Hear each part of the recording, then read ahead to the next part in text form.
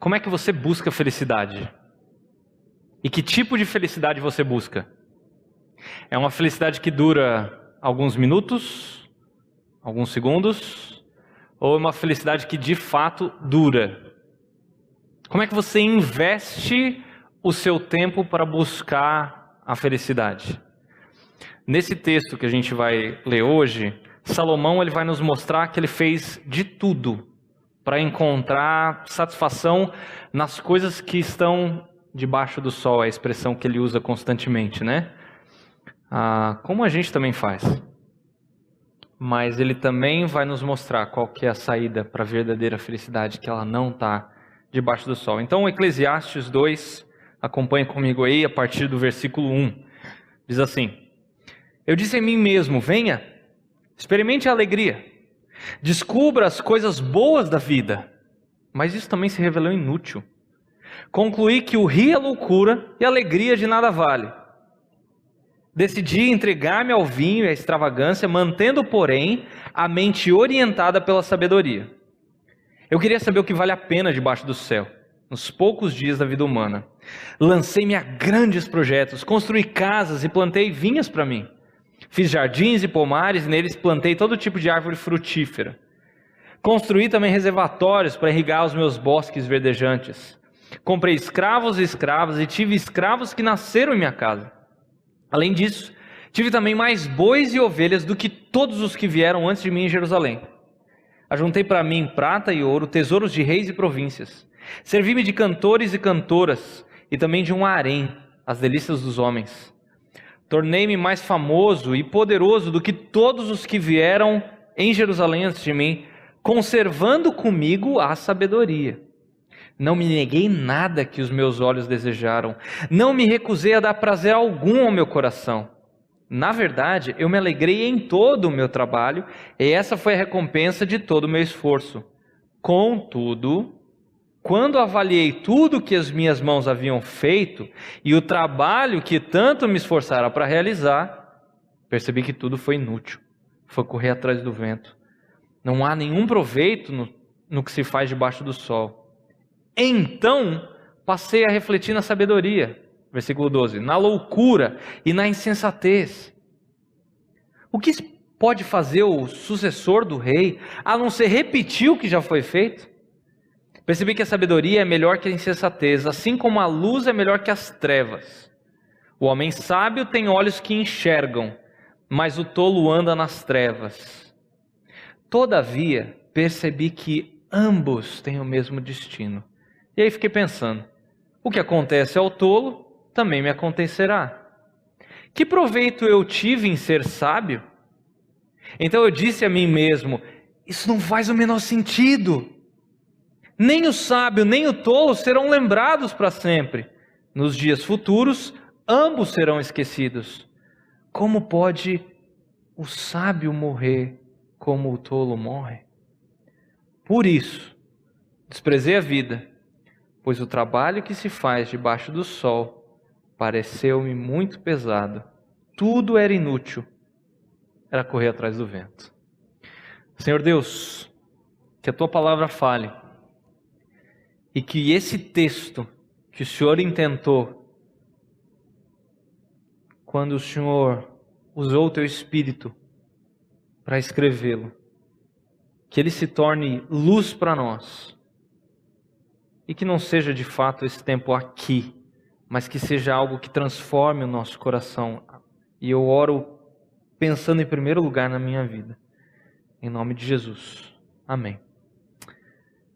Eu creio que a gente pode resumir essa passagem dessa maneira que está aí na tela. Não há felicidade e esperança fora do Criador. Guarde essa frase. Se você estiver anotando, vamos lá. Não há felicidade e esperança fora do Criador. Ok? Tranquilo? Então vamos lá. Eu dividi o texto em alguns pontos, eu vou colocar os pontos aí na tela para você se situar onde a gente está. Primeira coisa que a gente vai ver aqui é: diversão e prazer não satisfazem. Isso está do versículo 1 ao versículo 3. Para quem estava aqui na semana retrasada, nós vimos que Salomão, no capítulo 1, ele tentou buscar satisfação no conhecimento. Mas ele concluiu que o conhecimento ele não traz satisfação, e pior, a última frase do capítulo 1, se você olhar, está escrito assim: aumentar o conhecimento, aumenta a tristeza. Está no versículo 18 do capítulo 1. Ele pensou o seguinte: se no conhecimento eu não encontrei, quem sabe agora, na diversão, no prazer, eu encontro a felicidade, a satisfação do meu coração. E ele não está falando, essa busca dele aqui não é uma busca de satisfação por 5 minutos, por 1 hora. É uma satisfação plena, tá? Gente, eu quero começar falando o seguinte: prazer, diversão, não são intrinsecamente maus. Pelo contrário, eles são legítimos. Aliás, você ter prazer é bíblico. O problema é usar isso como uma saída para abafar o que está de errado na nossa vida. Esse é o lance que a gente vai examinar hoje. Então, volta os seus olhos aí para os versículos 1 e 2 de novo. Venha, vamos experimentar o prazer, vamos procurar as coisas boas da vida. Descobri, porém, que isso também não fazia sentido. Portanto, eu disse, o riso ou dar risada é tolice. De que adianta buscar o prazer? Ele começa falando sobre encontrar sentido no prazer, nas coisas boas da vida, em dar risada. Talvez, se eu der muita risada, eu chore menos. Olha só, vê se não é assim.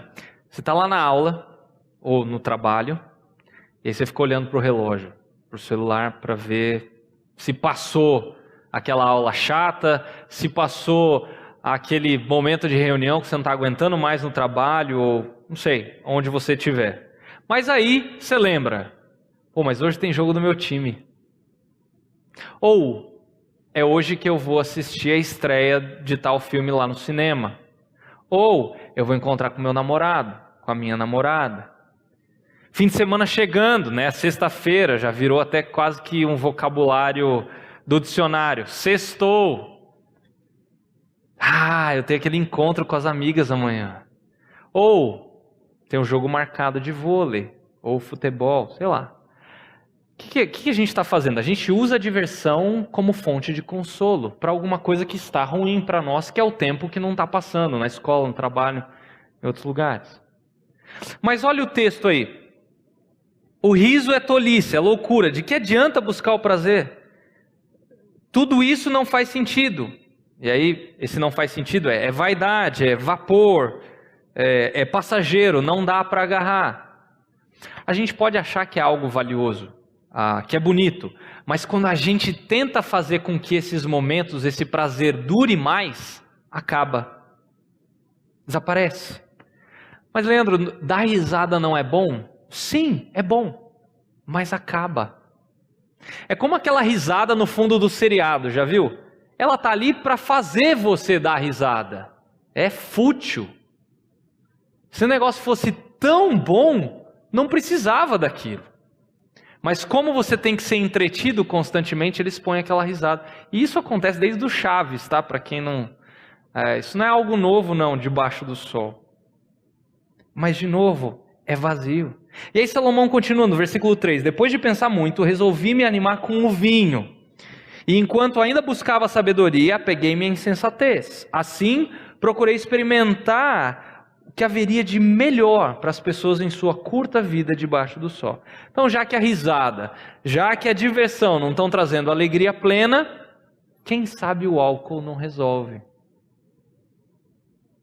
E tem gente que diz que a Bíblia é ultrapassada, né?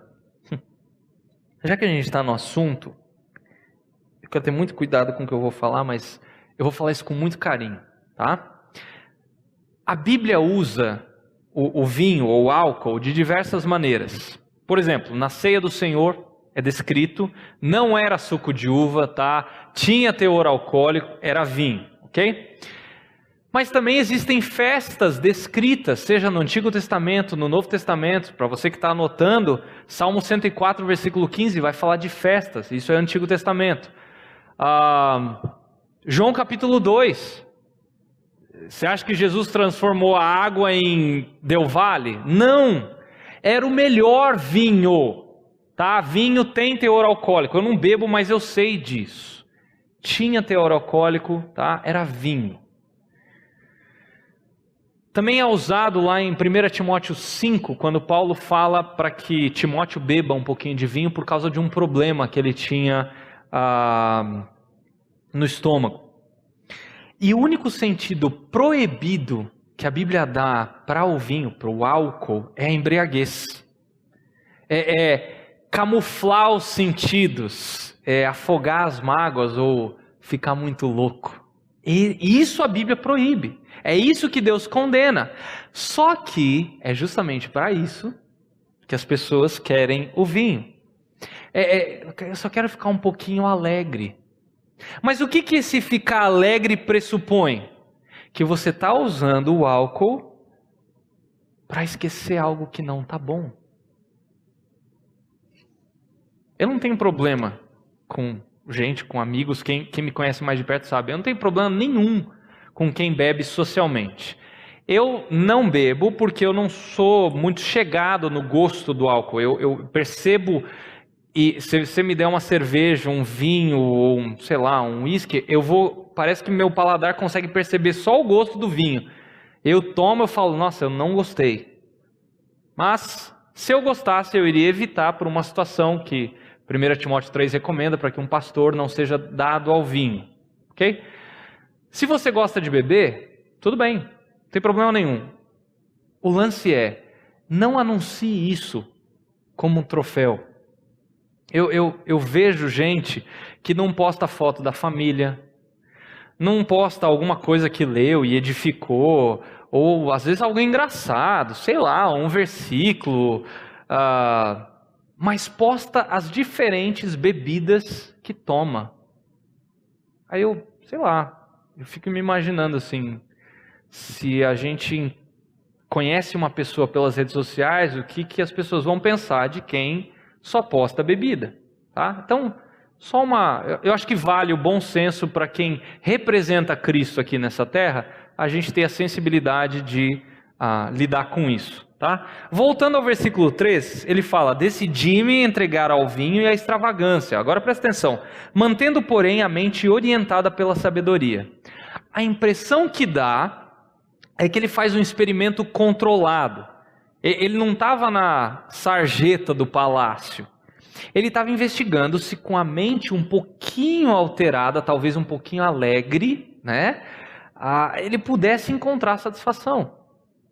E talvez esse seja o caminho que você tem buscado. Apreciando as coisas da vida e indo um pouco além daquilo que Deus permitiu.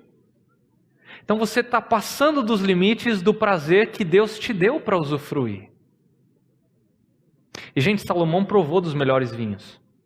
Ele comeu das melhores carnes. E ele garantiu o seguinte, não resolve, isso não traz alegria plena. Mas percebe como nós tentamos? A gente tenta com vinho, ou com cerveja, ou com café gourmet, né? Mas ele alerta, gente, isso é vaidade. Tem problema fazer isso? Não. Mas não deposite a sua esperança de que isso vai encher o seu ser de felicidade plena. Então, já que não funcionou na diversão, Salomão extrapola, ele vai para os prazeres, né? Olha o versículo 8 e o versículo 10. Juntei grande quantidade de prata e ouro, tesouros de muitos reis e províncias. Contratei cantores e cantoras, e tive muitas concubinas, mulheres e mulheres. Tive tudo que um homem pode desejar. Versículo 10. Tudo o que desejei, busquei e consegui. Não me neguei prazer algum. No trabalho árduo, encontrei grande prazer, a recompensa por meus esforços. Então, vendo que o álcool não funcionou, ele tenta outra coisa. E aí ele vai fazer aquilo que todo homem pensa que é o paraíso, que é ter uma mulher, 2 ou 3 mulheres por dia, diferentes.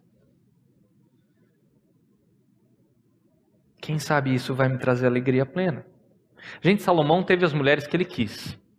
Ele teve 700 esposas, 300 concubinas, mulheres de 20 nações diferentes. Ou seja, ele tinha de fato a mulher que ele quisesse. E ele percebeu que 1000 mulheres não satisfazem o coração. E talvez você tenha buscado isso na pornografia. Ou talvez você flerte com um colega de faculdade, de escola, de cursinho, de trabalho.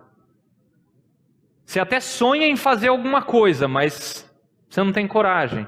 E deixa eu fazer um alerta, não é só homem que caminha nesse caminho, não. Mulher também. Se você está nesse caminho, eu quero encorajar você a ouvir Salomão. É fria. Não satisfaz.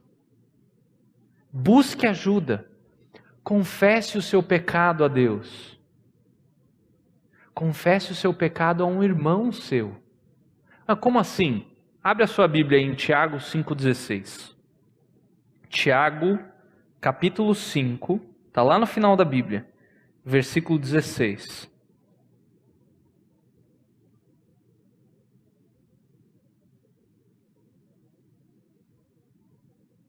Às vezes tem gente que tira a última frase desse versículo e esquece do versículo inteiro. Olha só, Tiago 5,16.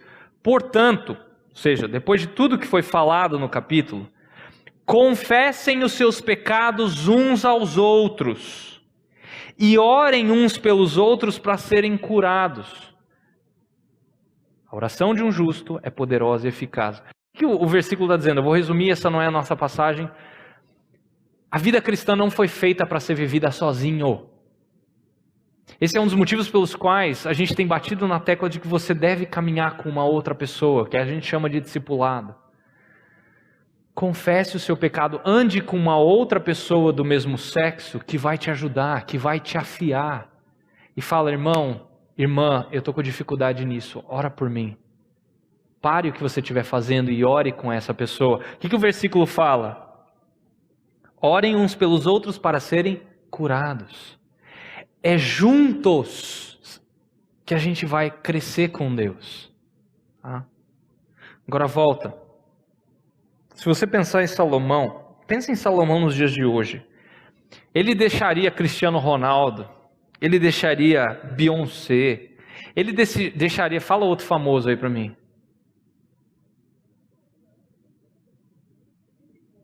Hã?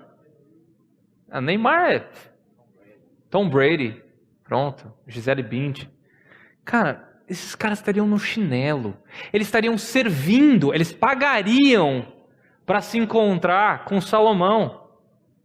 Salomão ia estar constantemente na capa da Forbes, eu acho que ele ia ser dono da Forbes. Os astros da música não iam cobrar um cachê, eles iam pagar para se apresentar para Salomão. O cara ia ter o seu aeroporto, maior que o aeroporto de Londrina, se bem que isso não é muito difícil. Ele seria classificado como o homem mais bem-sucedido desse mundo. E eu estou falando isso porque é muito difícil qualquer um de nós chegar aos pés de Salomão. Mas a gente tenta encontrar a felicidade nos prazeres, assim como Salomão faz. Por exemplo, quando a gente está triste, o que a gente faz? Alguns aqui vão para o shopping gastar ou se endividar. Hein? Outros comem chocolate, sorvete. Outros vão para a internet para ver pornografia. Outros vão dormir. Aí a mãe vai acordar de madrugada lá, quase meio-dia. Outros vão para a balada. E hoje é estranho, cara. Assim, desculpa, mas para mim ainda é estranho ver crente em balada. Eu ainda tenho uma dificuldade com isso, porque para mim isso não é um ambiente cristão. A gente pode conversar mais sobre isso, mas alguns vão se afundar na televisão. Eu não sei quem gosta, mas eu sei que tem gente que gosta de ficar depois do jogo assistindo todo tipo de programa esportivo e gasta às vezes umas 5 horas na frente da televisão. Ou Netflix. A gente viu semana passada o que uma temporada faz na sua vida. Ela, além de trazer consequências ruins, faz com que você gaste literalmente, sem dormir, uma semana inteira. Um seriado de 8 temporadas.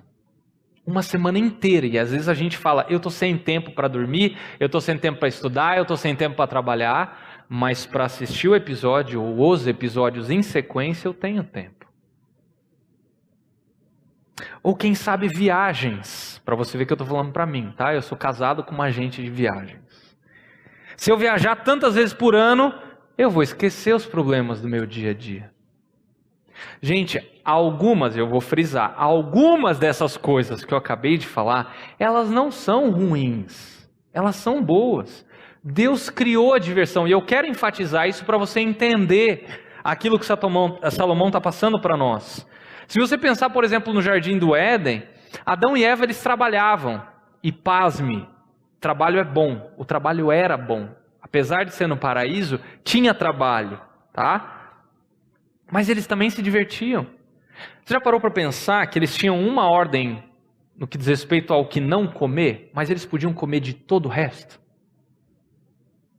Eu fico imaginando eles passeando os dois, namorando.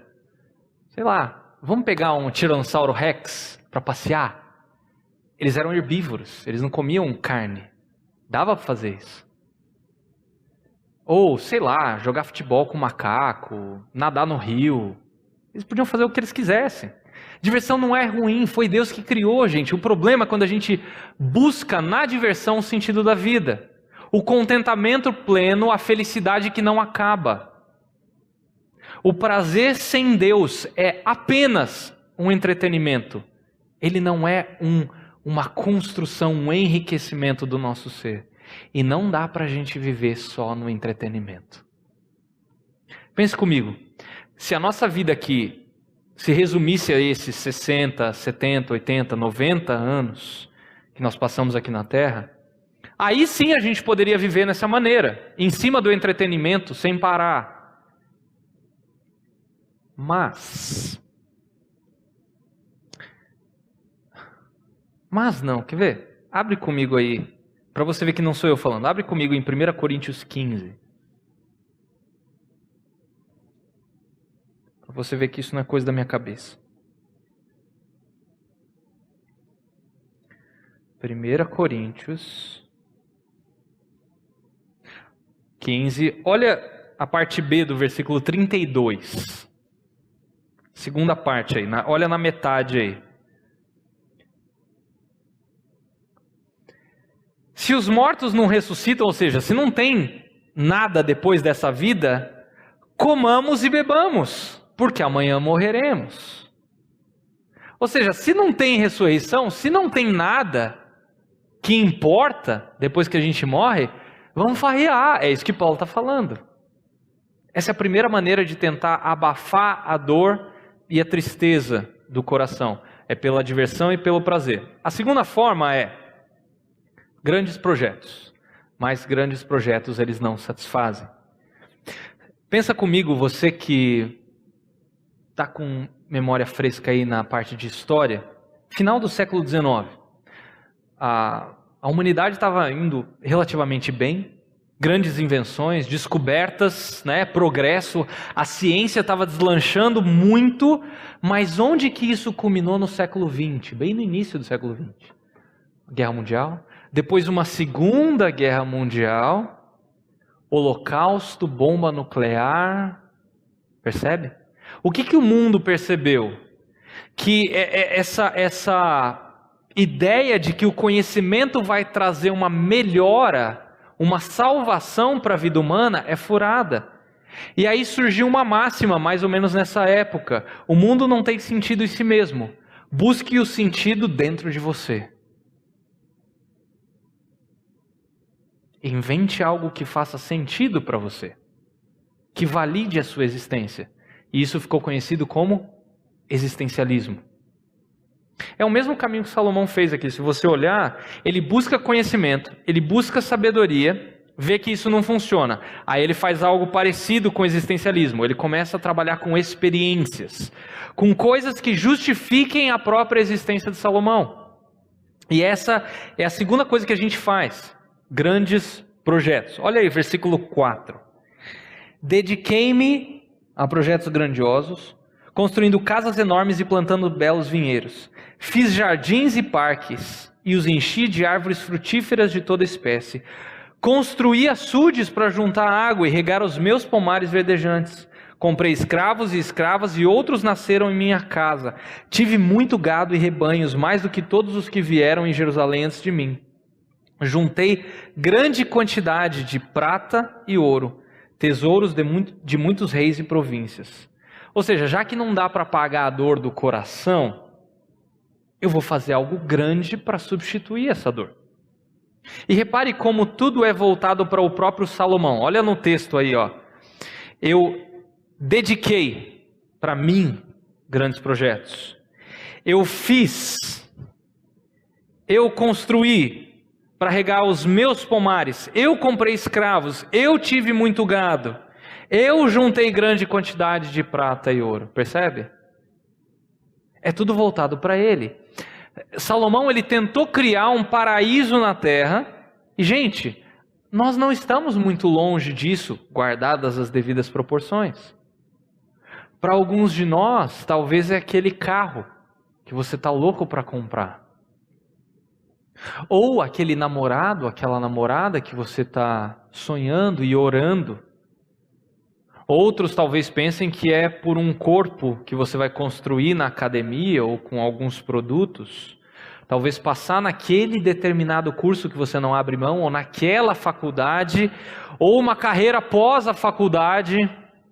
Talvez isso vai preencher o buraco do meu coração.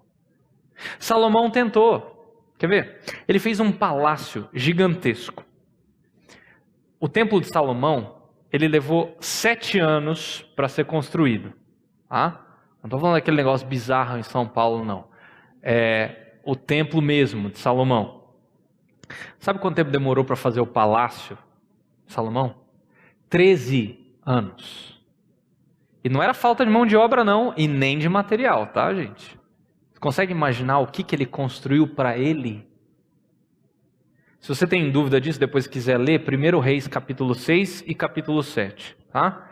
Ele também fez o quê? Ele tentou na área da arquitetura, da engenharia, na botânica, agricultura, pecuária. Ele criou um clima musical dentro de casas. Você que está todo animado aí com a sua caixinha JBL, isso é fichinha perto dele.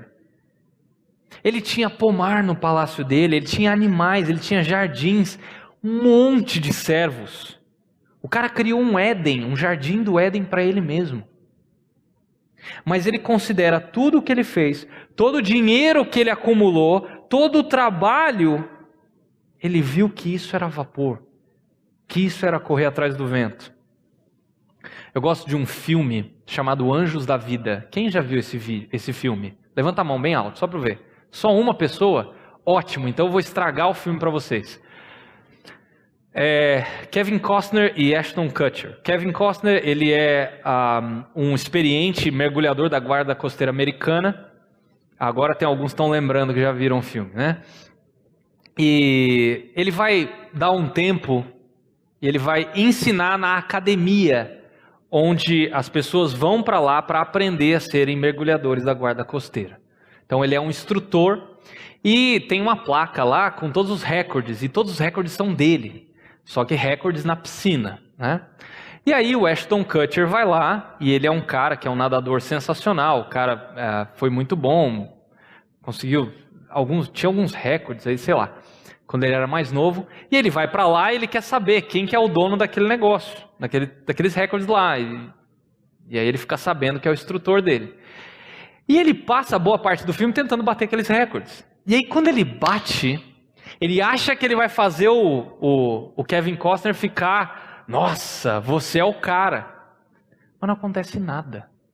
Nada. Ele está frustrado lá, ele está num bar com uma mulher lá que ele está chavecando. E aí ele fala, pô, mas eu não consigo fazer o cara feliz. Eu tento, e não é suficiente. Bati todos os recordes dele. E aí a mulher que está servindo ali no bar, que está ouvindo a conversa, ela pega um recorte de jornal que ela tem, que está numa moldura na parede, ela coloca na frente dele e fala assim, o dia que você bater esse recorde aqui, ó, aí você pode falar alguma coisa. Ele ficou 22 minutos segurando uma pessoa porque o cabo do helicóptero tinha estourado, então ele ficou segurando a pessoa só pelas pontas dos dedos. E ele não largou essa pessoa. Ele teve problema em todos os tendões dos dedos. O dia que você bater esse recorde, aí talvez você comece a ser alguma coisa. Eu vou contar mais uma parte. Ele fica. Outra coisa que ele tenta buscar é saber quantas pessoas o Kevin Costner já salvou na vida. Ele fica falando qual que é o número. Ele tenta descobrir, porque ele quer ser tão bom quanto ele. Eu quero ter um alvo. Para quando eu for um mergulhador de verdade, eu quero bater esse recorde. Que ele é movido a isso. E aí no finalzinho do filme ele tá saindo assim. Ele fala: peraí. Me fala só uma coisa, qual que é o número? E aí o Kevin Costner, ele fala assim, 22. Aí o Ashton Kutcher baixa, 22? Tava achando que era 200, 300. 22 é o número de pessoas que eu perdi. E esse é o único número que eu continuo contando. Cara, esse filme tem trocentas implicações cristãs. Aliás, o filme começa e termina falando sobre pescadores de homens, a lenda de pescadores de homens. É muito legal. Assista, só passa, tem umas cenazinhas, umas insinuações, não chega a aparecer, mas a insinuação também não é boa. Mas talvez você esteja pensando, como ele, que o que falta na sua vida é bater recorde. No seu caso e no meu caso, o que falta na nossa vida é dinheiro, por exemplo. Se você tivesse dinheiro, você ia fazer aquela viagem turística pela Europa. Ou você que gosta um pouquinho mais de aventura, você ia para Nova Zelândia fazer os esportes radicais, ver os lugares onde foi filmado O Senhor dos Anéis. Ou, se você quer gastar, você vai lá para os Estados Unidos, vai para a Flórida, vai comprar um monte de coisa. Talvez se você tivesse dinheiro, você comprasse aquele celular, ou aquela moto, ou você ia sair de casa e ia morar sozinho, porque você não aguenta mais morar com seus pais. Só para dar um exemplo. Jeff Bezos. Quem sabe quem que é esse cara? É o fundador e o CEO da Amazon. É o homem mais rico do mundo hoje. Ele está com mais ou menos 130 bilhões de dólares. Aí você fala, se eu tivesse essa grana, aí sim. Aí era outra coisa. Gente, deixa eu falar uma coisa para vocês. Salomão teve todos os recursos. Absolutamente todos. Num cálculo aproximado. Repare, o Jeff Bezos ele tem 130 bilhões, ok? Num cálculo aproximado, só a construção do templo, eu não estou falando do palácio, eu estou falando do templo de Salomão, só pensando nas pedras e nos metais preciosos que ele usou. Não estou falando de madeira, não estou falando de argamassa, tijolo, mão de obra, não estou falando nada disso. Eu estou falando apenas dos materiais metálicos e de pedras preciosas. Ele gastou mais ou menos 20 bilhões de dólares num prédio. E um prédio que não foi para ele. Lembra que o palácio ele gastou quase o dobro de tempo para construir. Então você imagina, você acha que o Jeff Bezos é rico? Ele não chega aos pés de Salomão. Por que eu estou dizendo isso? Os reis naquela época, meu irmão, ele compartilhou que ele estava estudando sobre isso e ele leu sobre Xerxes, o rei lá da história de Esther. E ele estava lendo, isso é extra bíblico, tá? Mas são fontes históricas, que quando ele deixa um determinado acampamento de batalha, sabe quando os reis vão para batalhar, eles montam um acampamento. Ele ia embora, ele deixava tudo lá. Cara, isso é fichinha. A gente pensa, né? Toda aquela construção, aqueles panos e tal. Você sabe o que Xerxes deixou numa determinada guerra quando ele foi embora? Um sofá de ouro puro. Você tem noção do que é isso? Não é um sofá oco ou banhado a ouro, é um sofá de ouro. A gente não faz ideia do que Salomão tinha de dinheiro, gente. E aí o que Salomão está falando? Não vale de nada. Não dá para agarrar. Caixão não tem gaveta. Você entendeu isso? Ok. Por outro lado, eu humilhei demais a gente, né? Você está se sentindo pobre? Ok. A gente tem umas facilidades aí. Hoje, com o celular, você compra lá no AliExpress, né? Amazon, né? Você compra lá do outro lado do mundo e chega na sua casa em tanto tempo. Se você quiser ler um livro, por exemplo, eu para essa série teve um livro que eu comprei que eu não tinha condição aliás, na velocidade que eu queria, né? Para não chegar em casa, o de papel, eu comprei o e-book. Na hora. Só um clique lá, pá, já estava no meu celular e no meu computador. São facilidades que nós temos. Só que isso só traz uma ilusão maior de que ter essas coisas ou fazer projetos vão resolver os nossos problemas. Salomão está dizendo para você e para mim hoje, isso é vapor. Tenta agarrar o vapor, você vai ver o que acontece.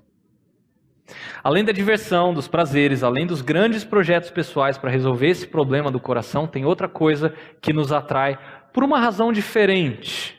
É aquilo que nós chamamos de beleza ou de sentido, tá? Mas Salomão fala, beleza, fama, sentido, não satisfazem. Olha o versículo 8 aí. Contratei cantores e cantoras, tive muitas concubinas. Tive tudo que um homem pode desejar, tornei-me mais importante que todos os que viveram em Jerusalém antes de mim. E nunca me faltou sabedoria. Tudo que desejei busquei e consegui. Não me neguei prazer algum. No trabalho árduo encontrei grande prazer, a recompensa por meus esforços. Mas, ao olhar para tudo que havia me esforçado tanto para realizar, via que nada fazia sentido. Era como correr atrás do vento. Não havia nada que valesse a pena debaixo do sol. E eu quero frisar isso. Salomão teve, olha o que o texto fala, tudo o que um homem pode desejar. A beleza incontável das mulheres, dos jardins, da música, das coisas belas que Deus fez. Gente, ele contratou cantores e cantoras, músicos. Ele pensou, eu vou encher a minha casa, eu vou criar uma atmosfera musical dentro da minha casa, porque a música me deixa leve. Será que a gente não faz a mesma coisa? Guardadas as devidas proporções? Tem alguns aqui que vão cantar no chuveiro, ou no carro, quando você acha que não tem ninguém olhando para você, mas sempre tem uma pessoa que te pega aí e você fica com aquela cara de tacho, né? Ou quando você vai para o lago, aí você vai para Igapó, você põe lá Eye of the Tiger, aí começa assim, né? Agora... Por quê? Porque a música tem um determinado poder, inclusive fazer a gente memorizar letras que são um lixo, para você ver como é que a música é poderosa. O Andrei, que é um amigo nosso aqui da igreja, ele me contou que antes da sua conversão, a música ditava a filosofia de vida dele. Ela tem a capacidade de nos fazer quase que tocar algo que é transcendente, que é superior. Mas quando a gente está quase chegando lá e a gente tenta agarrar, é vapor. Além dos prazeres, dos projetos pessoais, a nossa busca por beleza, ela é grande. A gente busca a aprovação das pessoas de uma maneira desesperada, já reparou isso? Embora a maioria dos que eu estou vendo aqui fazem parte, pelo menos, dessa igreja, ou se você faz parte de uma outra igreja, nós não queremos contar as coisas da nossa vida. Só a parte boa, isso a gente posta, né? Mas a parte ruim a gente não posta. A gente não compartilha sobre as coisas ruins ou difíceis. Nós não temos esse costume, embora nós façamos parte, pasmem, do mesmo corpo. Seria estranho mais ou menos o seu dedo do pé não saber aquilo que os seus olhos estão vendo, mas ele sabe, ele está ligado no mesmo corpo. Ou se o seu dedinho sofresse uma perfuração e os seus olhos não vissem o sangue escorrendo, mas eles veem. Faz parte do mesmo corpo. Isso é antagônico. A gente faz tudo o que a gente pode para impressionar as pessoas. Querendo ou não, nós colocamos máscaras e mais máscaras para aparentar quem nós não somos, para ganhar o quê? Simpatia, prestígio, fama. E Salomão teve muita fama, gente. E o pior, o que ele buscou, ele conseguiu. E eu não estou falando de likes ou seguidores aqui no Facebook ou no Instagram. Eu não estou falando disso. Nem da futilidade dos blogueiros de hoje em dia. Eu estou falando de fama, de reconhecimento de verdade. Já parou para pensar que Salomão é tão famoso que até quem não lê a Bíblia e é incrédulo já ouviu falar no rei Salomão? Meu, o cara é famoso pra caramba. E ele viveu há 3.000 anos. No trabalho ele também encontrou grande prazer. Eu sei que isso parece impossível, mas não é. Muitas vezes a gente, quando está trabalhando, a gente foca no salário, né? Isso é uma recompensa justa, tem nada de errado. Mas por que a gente foca no salário? Porque a gente quer comprar coisas boas, bonitas, a fim de preencher um desejo do nosso coração. Eu já falei para vocês aqui, quem usa óculos sabe do que eu estou falando. Você vai comprar um óculos novo, como é que você trata o seu óculos antigo? Cara, como um lixo, você atira e tal. Aí você pega o óculos novo lá na ótica, o que você faz? Você jamais faz isso aqui. Mas de jeito nenhum, você pega aquele paninho com muito cuidado. Por quê? Porque não, é esse óculos. Ou o celular, ou o tênis, ou a roupa. No começo, não, era isso. Dá umas 3, 4 semanas, você já está tratando aqui, não preencher o vazio do seu coração. Nós somos assim. E o pior, a gente é ingênuo, porque a gente faz isso de novo. Eu quero ver a próxima vez que eu vou comprar um óculos, e eu sei que eu vou fazer a mesma coisa. Mas porque isso já está enraizado na nossa cabeça.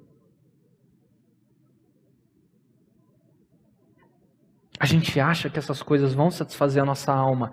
Só que a nossa alma é sedenta por aquele que é eterno. Pelo Criador, pelo Senhor de todas as coisas. Como o próprio C.S. Lewis disse, olha só. Se você tem um desejo que nenhuma experiência nesse mundo pode satisfazer, a explicação mais plausível é que você foi feito para outro mundo. Lembra da história dos filhos perdidos, que de maneira equivocada a gente chama de filho pródigo? O mais novo pede a herança para o pai, né? O pai ainda vivo, olha que filho pilantra. Porque ele pensou o seguinte, com esse montão de dinheiro que eu vou receber do meu pai, eu vou conseguir fazer o que eu quiser, e eu vou ser feliz. E ele teve mulher, balada, sexo, o que você imaginar aí. Não fica imaginando não, mas ele teve tudo isso. Ele buscou satisfazer tudo que os olhos dele estavam desejando, absolutamente tudo. Mas aí o dinheiro acabou, a fama foi pelo ralo, os pseudo-amigos sumiram, e onde que ele se vê? Na lama comendo com os porcos, que era aquilo que de mais baixo para um judeu existia.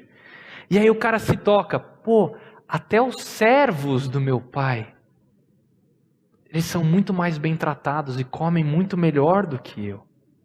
E aí arrependido, com o rabo entre as pernas, ele volta e para surpresa do pai, que é a representação de Deus na parábola, ele corre em direção a ele, o pai corre em direção a ele, né? E recebe ele com festa, com alegria. E aí ele finalmente percebe o quê? Que aquilo que ele procurava estava na casa do próprio pai e não lá fora. Diversão, prazer, grandes projetos, beleza, fama não satisfazem, assim como conhecimento e ignorância também não satisfazem. Olha o versículo 12. Então passei a refletir na sabedoria, na loucura e na insensatez. O que pode fazer o sucessor do rei a não ser repetir o que já foi feito? Percebi que a sabedoria é melhor que a insensatez, assim como a luz é melhor do que as trevas. O homem sábio tem olhos que enxergam, mas o tolo anda nas trevas. Todavia percebi que ambos têm o mesmo destino. Parece que ele mudou de ideia. Falou que tudo não satisfaz, e do nada ele fala, não, peraí, conhecimento e sabedoria. De repente esse negócio funciona. Mas como é que ele terminou o capítulo 1? Ele falando que aumentar o conhecimento aumenta a tristeza. Como assim? Ah, mas a vida em si, ela pode até não prestar, mas ela é boa. Ou como é que é? Ela é bonita e é bonita. A vida passa, mas a gente gosta da vida. E quando Salomão ele começa a refletir sobre a vida, ele concluiu algo que acho que é relativamente simples, né? É melhor você ser sábio do que você ser um tonto, do que você ser um tolo. É melhor você andar na luz do que você andar nas trevas. Já teve que andar numa mata sem luz nenhuma? Alguém já teve essa experiência aqui? Péssimo, não é? Ou quando foi anteontem, faltou luz em casa. Cara, como a gente depende da luz. E aí você começa, agora a gente tem o celular, é bem mais fácil do que antigamente. Antigamente era lanterna ou vela, só isso. E se você não sabe onde é que está, e se a lanterna está sem pilha? Cara, um abraço. Pior ainda para quem tem filho com Lego em casa, isso é terrível. Tá? Não seria muito mais fácil se houvesse luz? A vida é mais fácil quando a gente conhece os melhores caminhos. Hoje a gente tem celular para dizer o melhor caminho para a gente, o Waze para cortar os... Não é muito melhor quando você tem essa opção? A vida funciona melhor quando a gente domina o conhecimento. Mas aí, no versículo 14, se você notar bem, ele tem uma recaída. Parece que a esperança que tinha brotado parece que vai para o ralo. E isso acontece porque ele começa a considerar o quê? O fim do ser humano.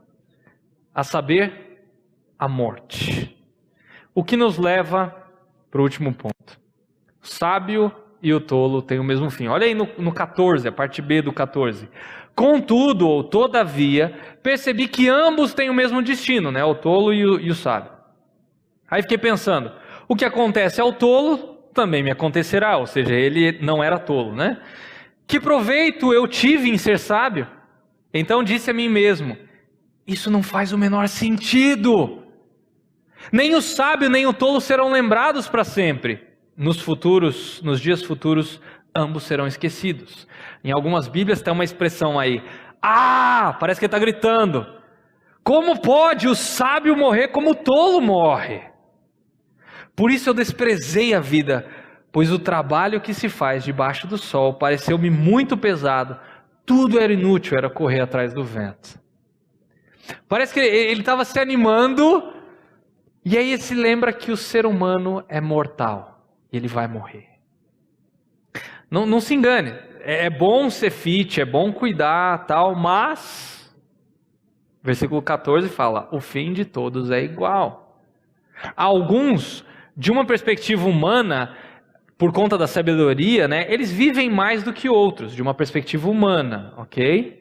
Como o Gui bem colocou, quem controla tudo isso é Deus. Ninguém pode acrescentar 1 hora da sua vida que seja, nem 1 minuto ou 1 segundo a mais. Tá?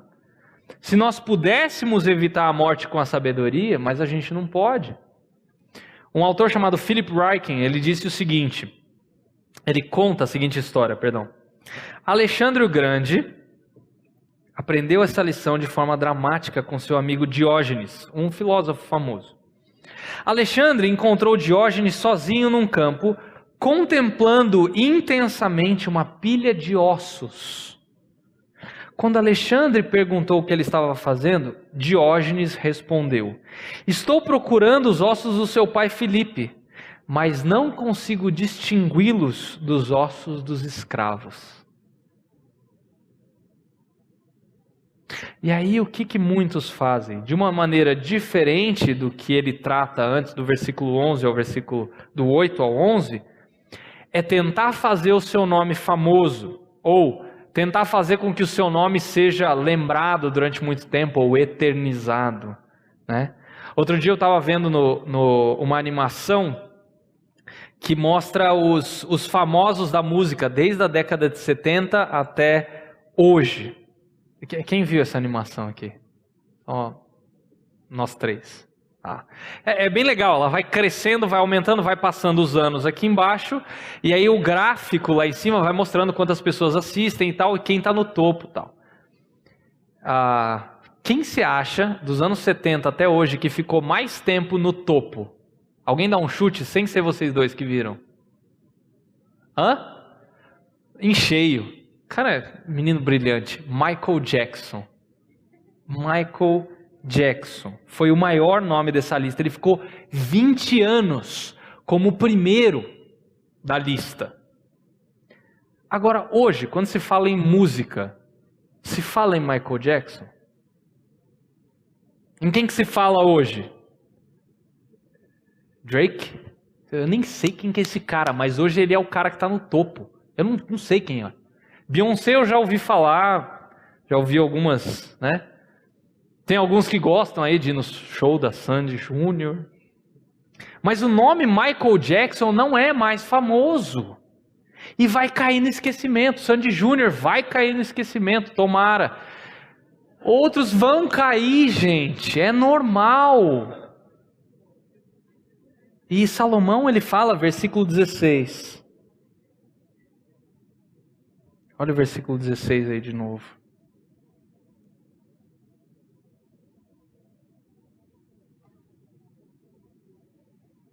Nem o sábio, nem o tolo serão lembrados para sempre.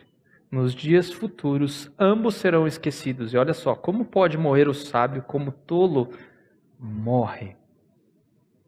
A impressão que dá aqui é que ele fala que nós morremos duas vezes, né? Primeiro a gente morre fisicamente, quando nosso coração para de bater, e a segunda morte acontece quando o nosso nome é dito pela última vez na história. Mais uma vez, ele nos diz que tentar fazer o nosso nome grande para ser lembrado para as próximas gerações, isso é vapor, isso é correr atrás do vento. Agora, você já reparou como é que falar da morte dos outros é menos complicado? Até mais tranquilo. A gente fala, a gente se entristece, mas não é uma coisa tão absurda. Mas pare por um instante e pense, você vai morrer. Cara, dá até um negócio, né? Os caras que tem arritmia, o stent já quase falha. Você vai morrer. A sua vida, em algum dia que eu não sei, vai acabar. O seu nome vai ser também apagado da história humana. Encarar a nossa morte é muito mais difícil.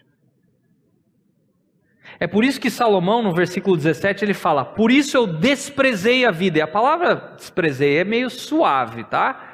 Se você olhar no significado original, a ideia é, por conta de tudo isso que eu analisei, dos 16 versículos, eu odeio a vida. É isso que Salomão está falando. Por tudo que eu conquistei, por essas coisas serem vapor, por eu estar correndo atrás do vento, os meus projetos, as minhas conquistas, nada disso vai durar. Cara, eu detesto a minha vida. Por quê? Porque eu vou acabar no mesmo lugar que o tolo. Puxa, Leandro, é isso? É claro que não é só isso. Mas é necessário que a gente sinta o peso de que nós vamos morrer e nós precisamos avaliar as consequências disso, para depois a gente entender as boas notícias de Deus. Porque é só o que está acima do sol que define como a gente vai viver e como a gente vai morrer aqui na terra. Eu quero concluir pensando o seguinte: na sua busca por sentido da sua vida, pensa, por exemplo, Salomão ele considerou prazer, fama, grandes projetos, beleza, sabedoria, ou seja, tudo que existe debaixo do sol, Salomão ele navegou. E aí ele compreende algo que acontece desde o Jardim do Éden, que todo o ser humano tem que passar pela morte. Todo ser humano vai morrer. Por quê? Por causa do nosso pecado. Por causa da queda do nosso representante, cara chamado Adão. Morte essa que nos separa do Criador desde o primeiro dia de vida. Paulo fala isso, não sou eu que estou falando isso, isso está lá em Efésios 2, os versículos 1 e 2. A única maneira da gente escapar dessa morte é se alguém que existe antes da morte existir, viesse, vivesse, se oferecesse para morrer no seu e no meu lugar, morte essa que nós merecemos, e ressuscitasse. E esse alguém fez isso, Jesus. O interessante é que ele decidiu fazer isso antes da criação do universo. Ele decidiu morrer, trazer libertação da morte eterna para todo aquele que crê naquilo que ele viveu, morreu e ressuscitou. Antes da criação do tempo e do universo, isso já ficou pré-estabelecido entre Deus Pai, Deus Filho e Deus Espírito Santo.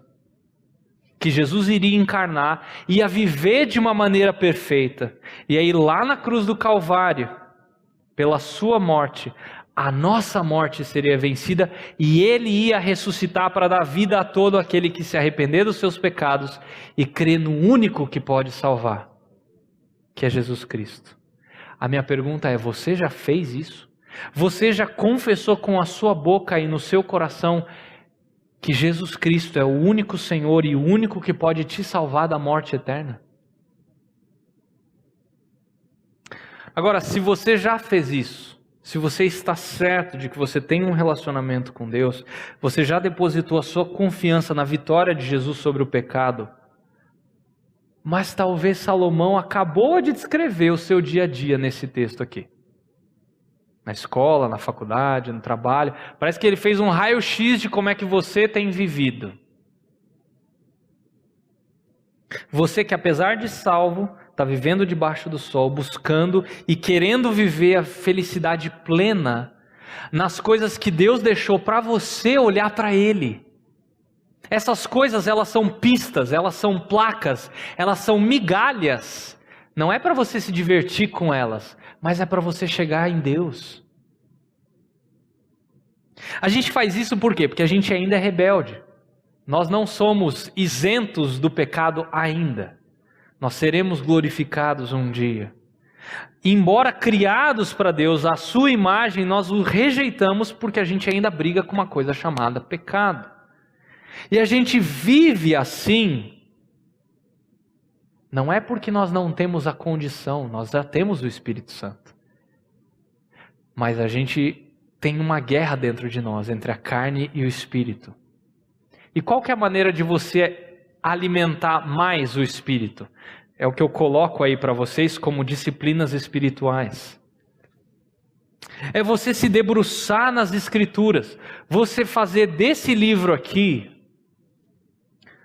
o seu livro mais importante e o mais lido da sua vida. Por quê? Aqui estão as palavras do próprio Deus. E foi por essas palavras que o universo veio à existência. Você consegue entender o poder que existe na palavra de Deus ou nas palavras do próprio Deus? É por conta dessas palavras aqui que pessoas vieram à vida. A gente não dá a devida importância para esse livro. Não a essas páginas físicas em si, mas ao conteúdo que está aqui. Outra coisa, nós oramos muito pouco. Muito pouco. Nós temos que orar mais. A maneira de Deus falar conosco, como é que é? Através das Escrituras, através da Bíblia. A maneira de nós nos comunicarmos com Deus é através da oração. E como é que a gente usa essas duas coisas para que nós possamos ser afiados e nós afiemos outros irmãos? É o que a gente chama de discipulado. Você caminhar com outra pessoa, ajudar essa pessoa a ser mais parecida com Jesus. Porque a gente muitas vezes não busca essas coisas, a gente evita o próprio Deus e a gente fica comendo as migalhas. A gente fica contemplando uma placa que está dizendo assim, olha, para o Criador vire à direita, mas a gente fica assim, nossa, que placa linda. Quando a placa está dizendo, vira à direita, sua anta, O Criador está para lá, mas a gente fica ali contemplando aquela placa verde, cor feia. Brincadeira, Gui. Ele é palmeirense, gente, eu preciso entender a piada. Salomão está nos relembrando que nós temos algo que pode preencher o vazio do nosso coração, que nos possibilita apreciar, inclusive, os prazeres dessa vida, a música, a beleza, as realizações dessa vida de uma maneira diferente. Esse algo é, na verdade, alguém com A maiúsculo, é Jesus Cristo.